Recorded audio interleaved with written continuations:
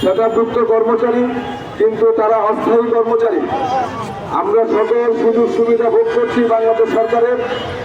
আমরা আমাদের সরকারি কর্মচারীদের যে সকল সুবিধা রয়েছে, যে সকল কার্যক্রম রয়েছে, সরকারি নিয়ম নীতি অনুযায়ী আমরা তা ব্যবহার করছি। কিন্তু একই দপ্তরে, একই অধিদপ্তরে আমাদের এই আউটসোর্সিং ভাই বোনেরা যে কাজকর্ম করছেন, এই সরকারের স্বার্থে, এই বাংলাদেশের জনগণের স্বার্থে, এই সরকারের উন্নয়নের স্বার্থে, কিন্তু তাদেরকে সকল সুযোগ সুবিধা থেকে বঞ্চিত করা হচ্ছে।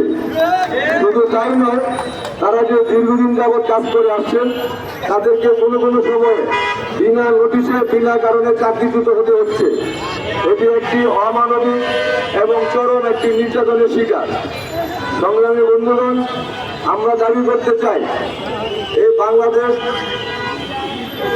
বাংলাদেশের স্বাধীনতা এবং সার্বভৌমত্ব রক্ষায়, এই বাংলাদেশের মানুষের মৌলিক অধিকার, ভোটাধিকার, গণঅধিকার রক্ষায়, এই বাংলাদেশের সৃষ্টিলগ্ন থেকে যে অধিকারের জন্য আন্দোলন সংগ্রাম করে এদেশের একটি সার্বভৌমত্ব, একটি মানচিত্র অধিকার অর্জন হয়েছে, তেমনি এই বাংলাদেশের এই মানুষের মৌলিক অধিকার এবং বৈষম্য নিরসনের জন্য 2024 সালে 5ই আগস্ট জন্ম হয়েছে এদেশে মানুষ।